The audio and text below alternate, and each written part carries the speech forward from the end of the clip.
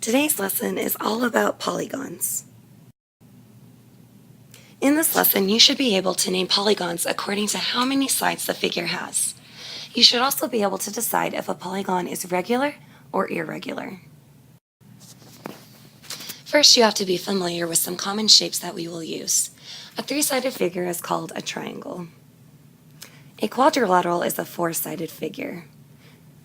Squares, rectangles, and even kites or rhombuses are considered quadrilaterals. A five-sided figure is called a pentagon, and a six-sided figure is called a hexagon.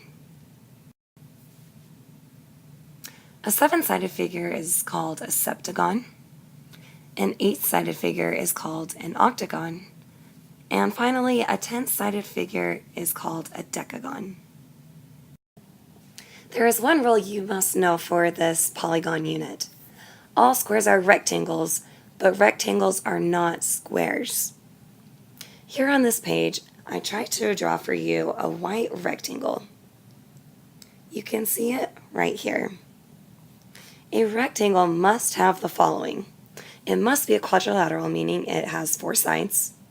It must have four right angles in each corner.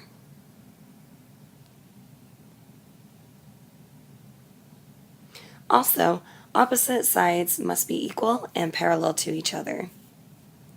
So your length side must be equal to your opposite length side, and your width side must be equal to its opposite width side.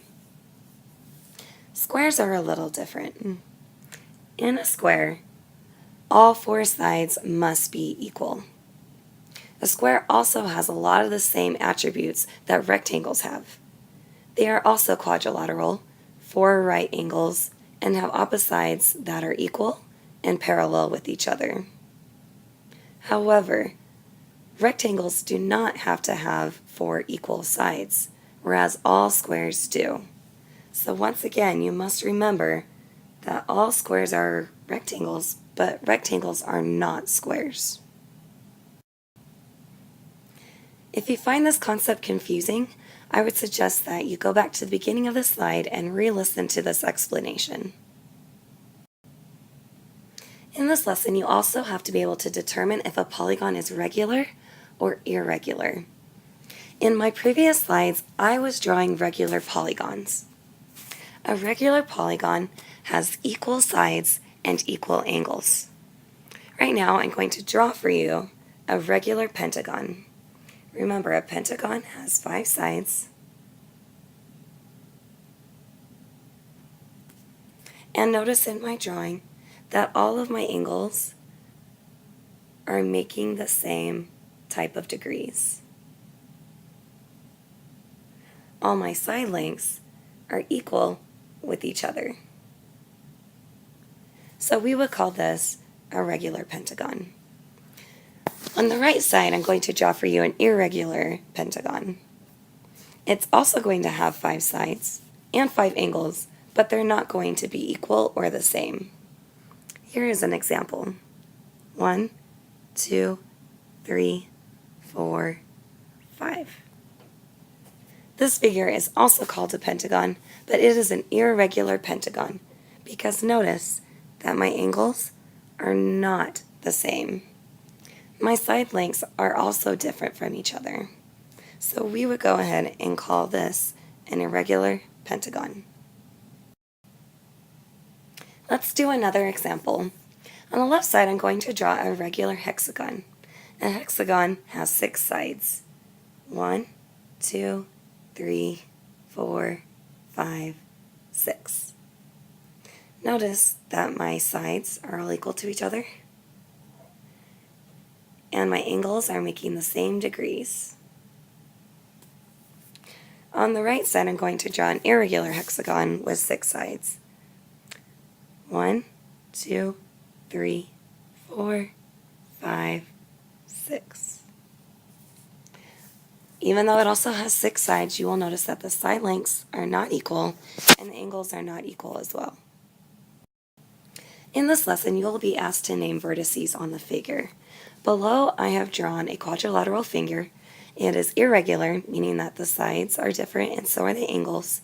And I have labeled the vertices. You can find 4 vertices on this figure.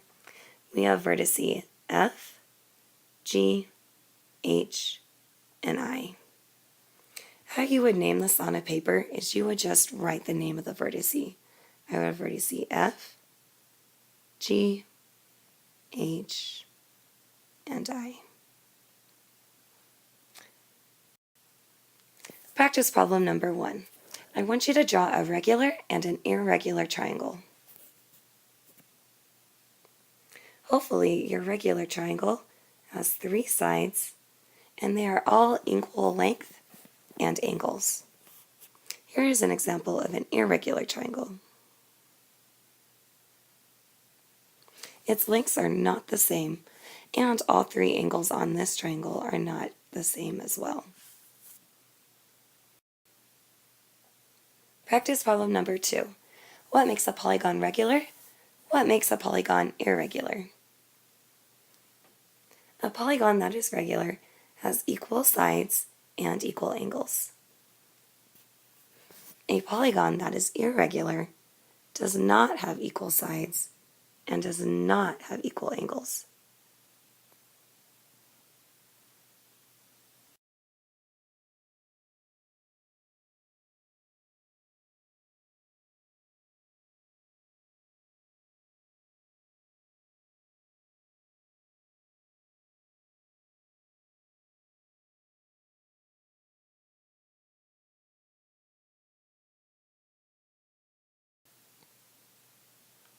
Next, I want you to circle the smiley face on your paper on how well you think you understand.